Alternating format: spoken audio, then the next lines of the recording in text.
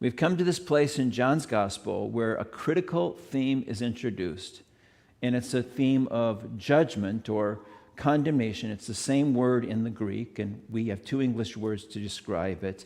And then there is this phrase that we read this morning where it talks about us standing condemned already. We've gotten to the place in John's gospel where he's talking about condemnation and judgment. And you're thinking, we're going to pull out. Do you remember those images of Jesus we had, like Santa Claus Jesus and Tattoo Jesus? You think I'm going to pull out, I'm disappointed in you, Jesus, again, right? I mean, that's what it looks like. Well, that's where we're headed here. This is this image of Jesus that comes out, and he's looking at us with a stern face and a pointed finger, and he says, I just need you to know I am very disappointed in you. Well, we don't see that Jesus in this text here, and we will not see that Jesus in any place in all of the Gospel of John. So what then is this all about? It says, the danger for us is for us to stand in a place where we are condemned already. It matters where you stand, friends. That's what John is saying to us. It matters where we decide to stand. An apt metaphor are falling rocks. So you see the sign, falling rocks, or danger of falling rocks. There's some even more graphic ones that you can look at on the internet where you actually see rocks falling on people. I mean, they can look pretty vivid, but we know what happens when you come to an area where rocks are falling or in danger of falling. When I was a young man, we were hiking with our family, and we were someplace in the mountains of Montana. And we had just traversed a stream from one mountainside to another, and we were headed up the other mountainside, and we heard this roar, and it sounded like a jet just roaring right between the two mountains that we were hiking. And turned around and ran back, and there had been an avalanche. It was the middle of the summer, so rocks and debris and rubble had just come crashing down the mountain over the trail we had just been on. And as we walked back there, ran back there really, there were people who had been just adjacent to that area, absolutely terrified by what they had nearly been destroyed by. It matters where you stand. It matters to God where we stand. He's not talking about the rocks that we see around us. The good news that John talks about is in a setting of perilous places. And this is why Jesus addresses it. John has described Jesus as radically different, radically distinct. And now he describes Jesus with a new dimension. He describes Jesus as Savior.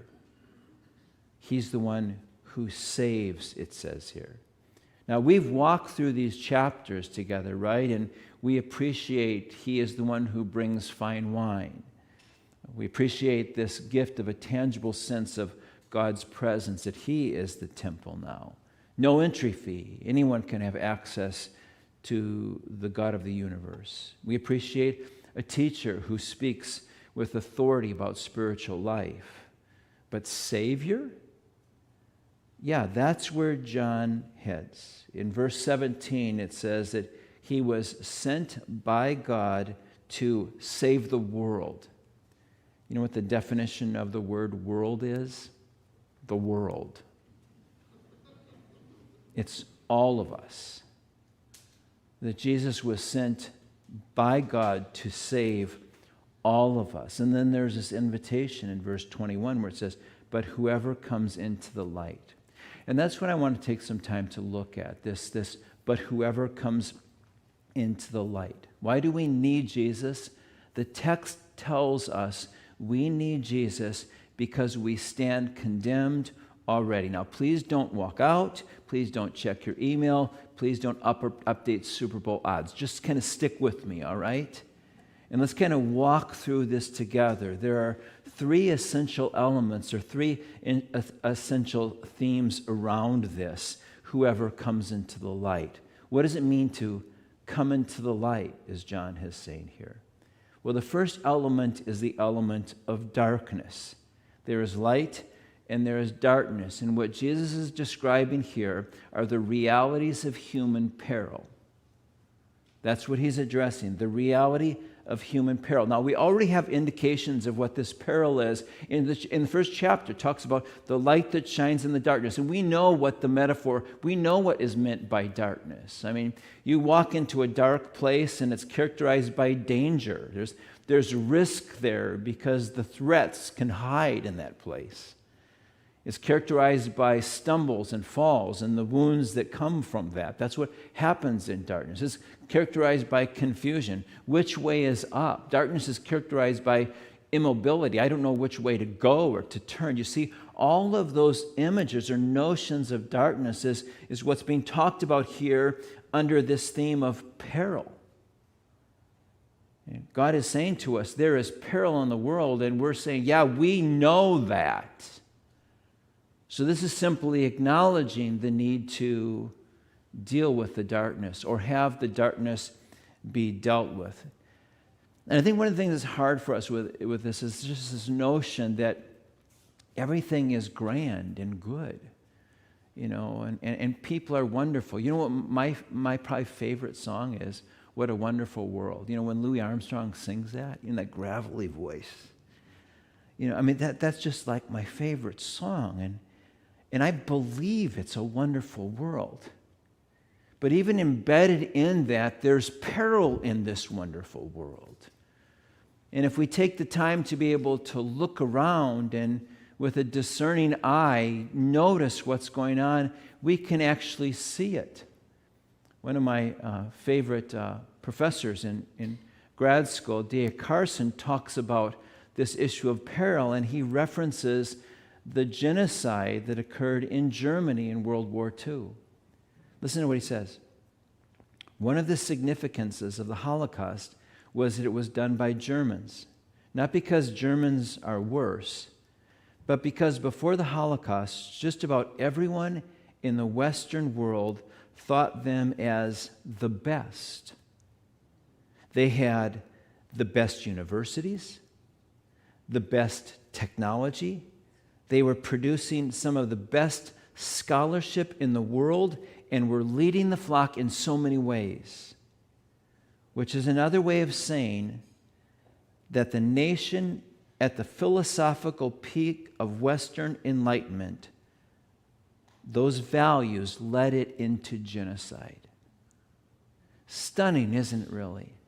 That we can take the ultimate sophistication in the world, and even in the midst of that, there can be brokenness embedded in even elite expressions of civility. And we know it's true. We've seen it in our history, and we see it all around us.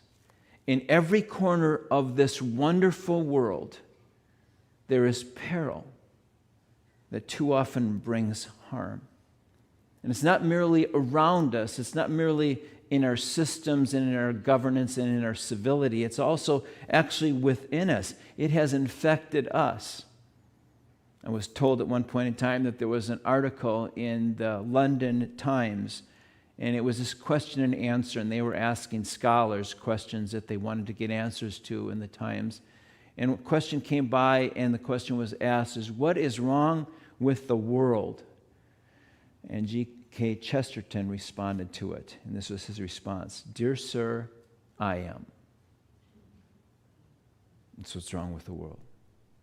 There's this complexity that what resides in the human heart is the image of God and the darkness of human choices. That is it. What resides in who I am is the image of God and the darkness of choices that can bring harm to me and to others.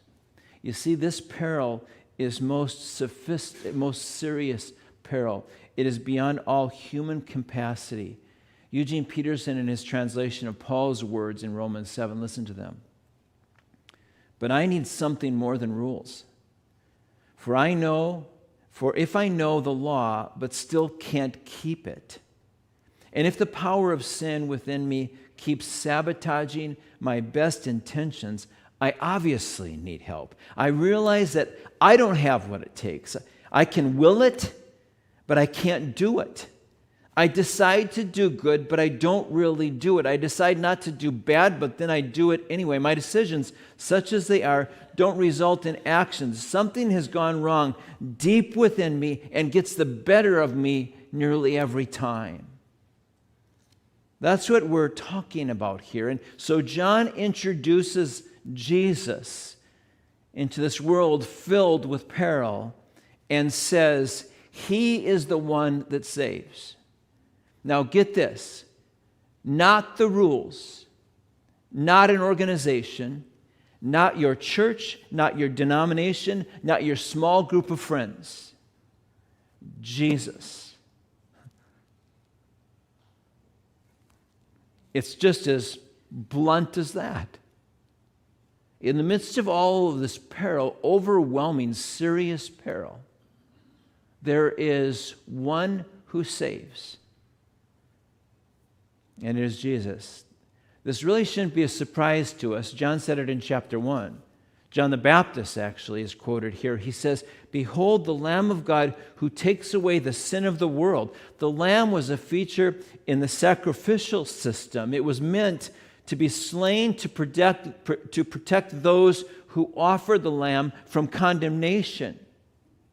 It was this acknowledgement that brokenness is at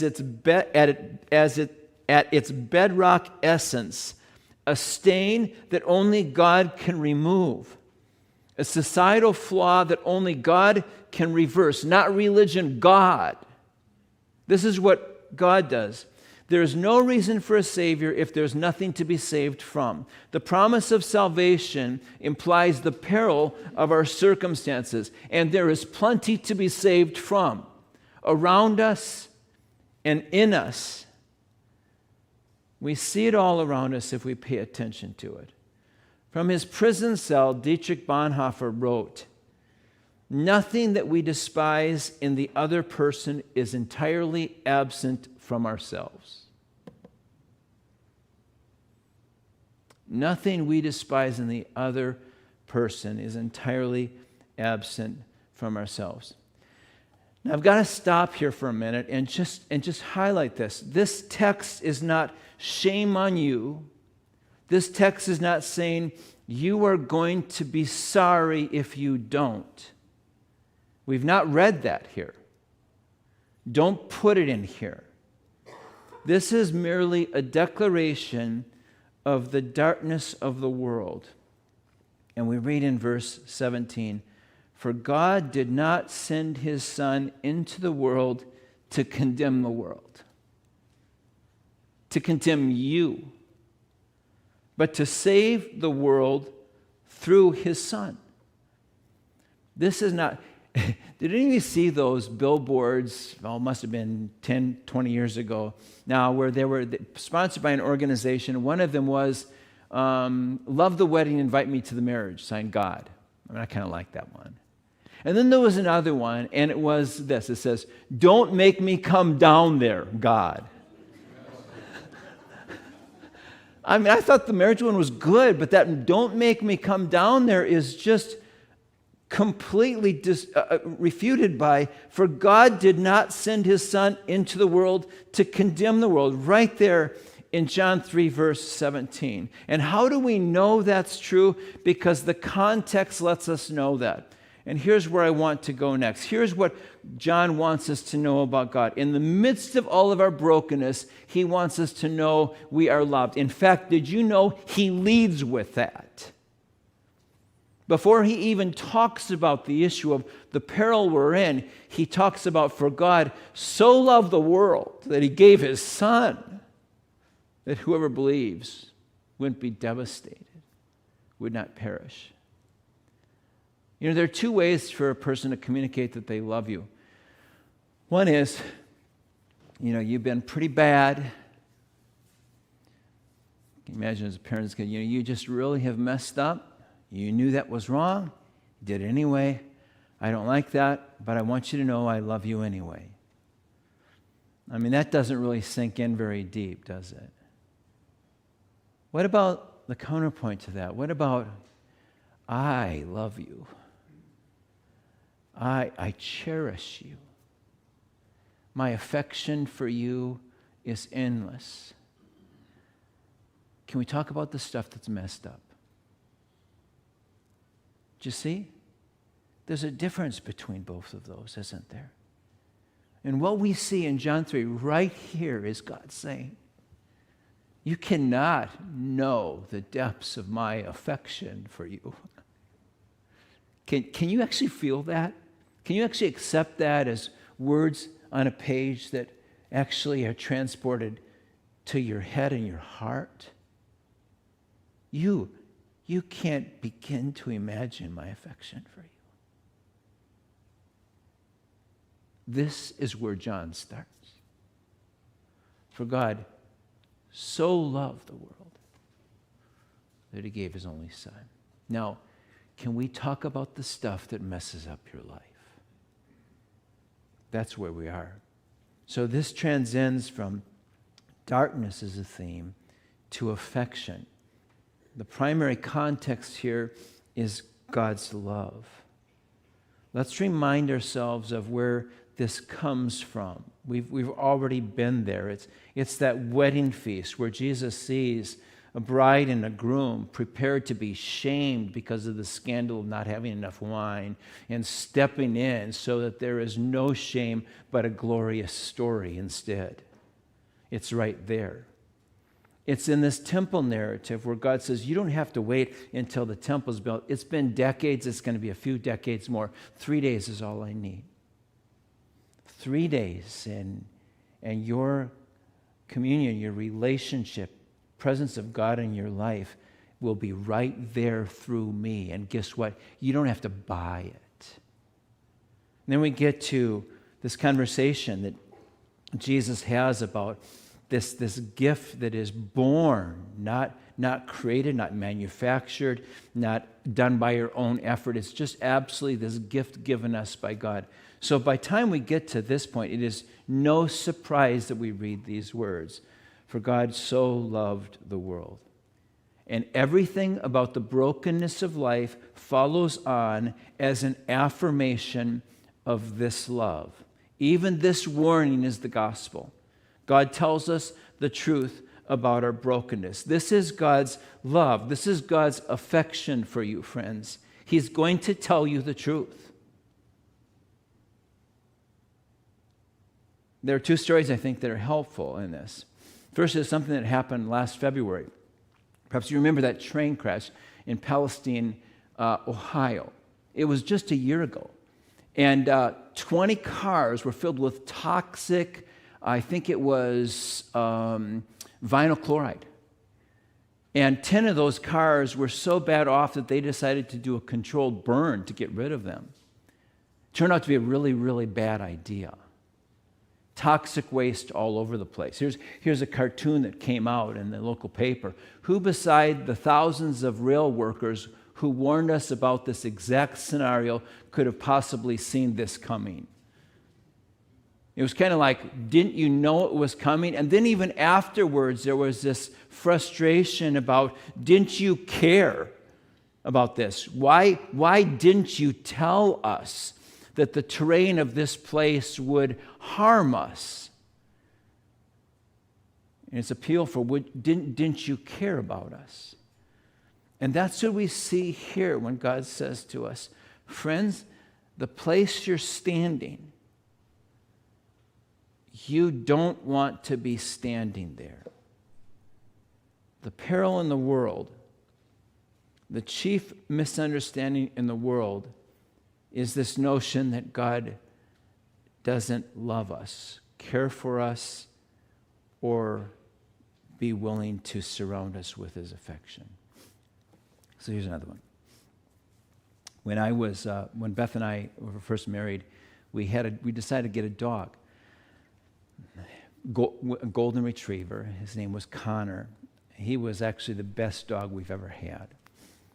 He was an amazing dog, and we did everything right. You know, you're not parents yet, and you're just trying to figure out, we want to do this exactly perfectly. And so we went to a trainer, and were mesmerized by the obedience of that particular dog and the fun that they had with that dog.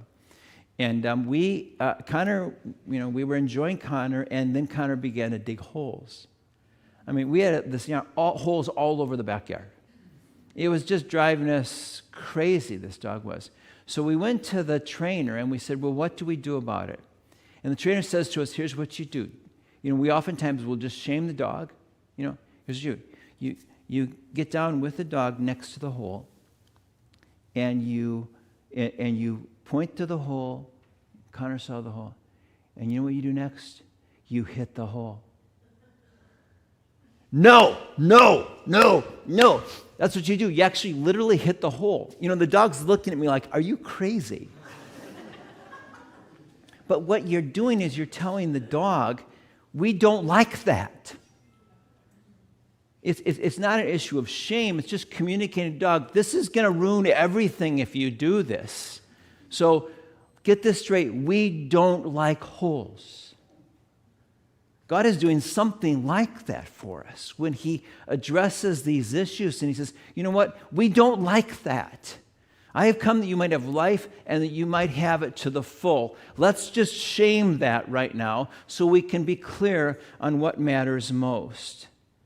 That brings us to this sense of God, John saying to us, please don't misunderstand God's affection for you. This isn't a moment for shame.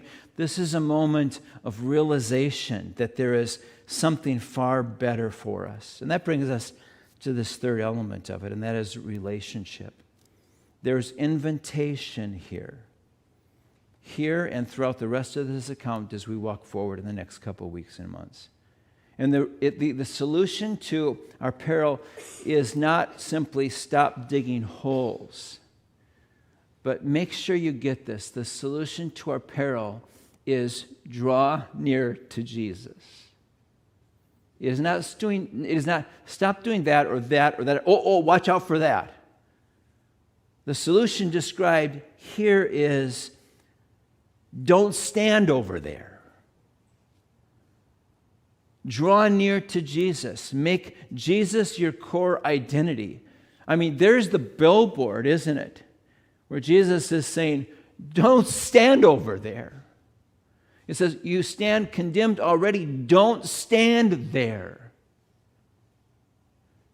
John describes the wrong place to stand, and he describes it as our choice. The stand condemned already is a decision that we are making.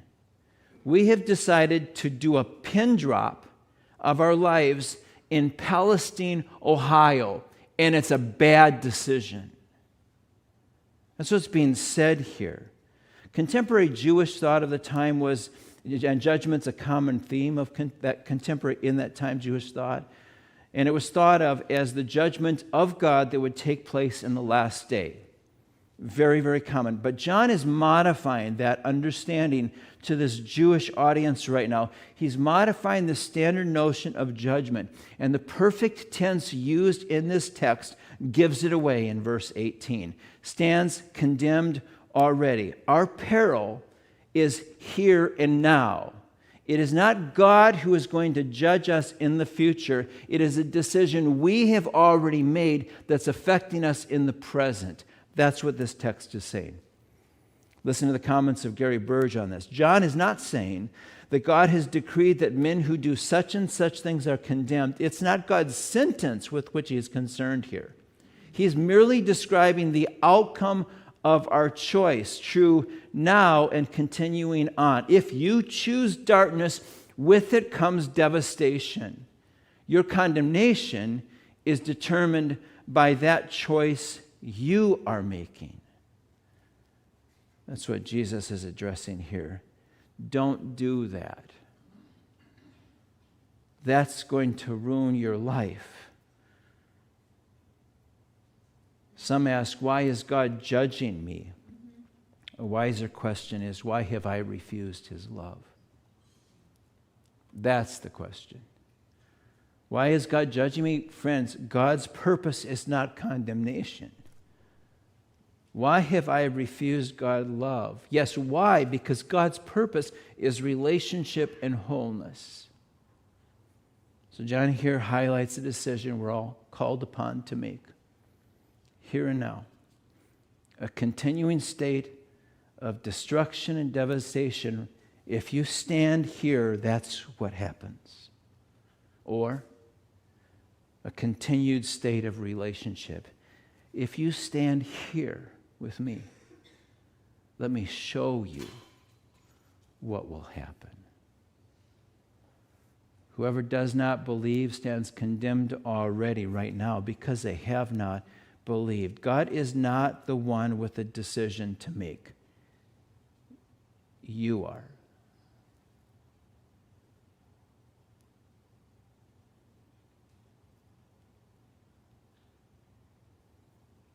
God is love, and he is saying, here I am. Would you just please come home? That's it. One more thing I want to get through before we move forward. What one does matters far less to God than where one stands.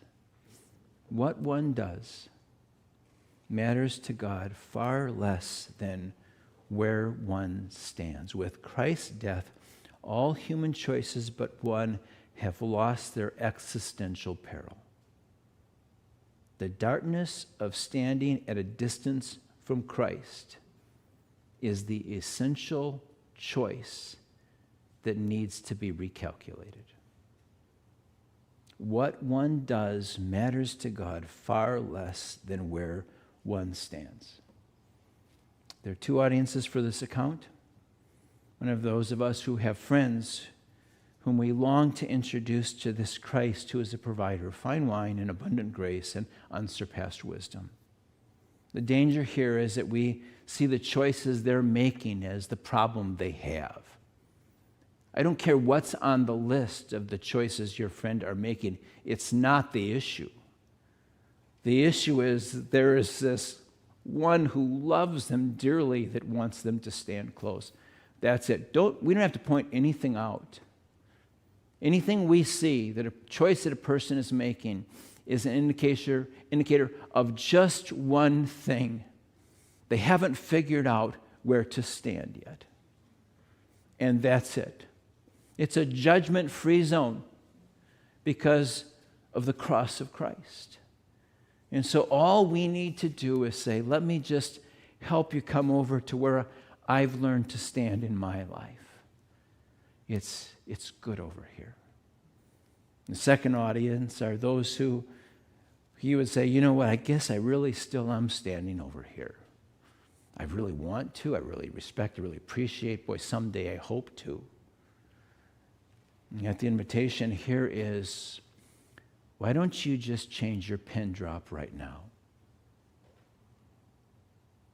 To be in that place where you hear the one say who loves you most, come ye sinners, poor and needy, weak and wounded by the fall. We're going to sing that together at this point in time, but before we do that, I want to be crystal clear on this, friends. This is the essential decision one must make in the whole of their life, is to say, that's the person I want to stand with in my life going forward. And that will then be my identity. There are ways we do this. We do it through communion, and we're about to do that in a little bit. We do it through baptism as well. But as a statement that we're saying is that I have decided to relocate my life. I want to live standing there.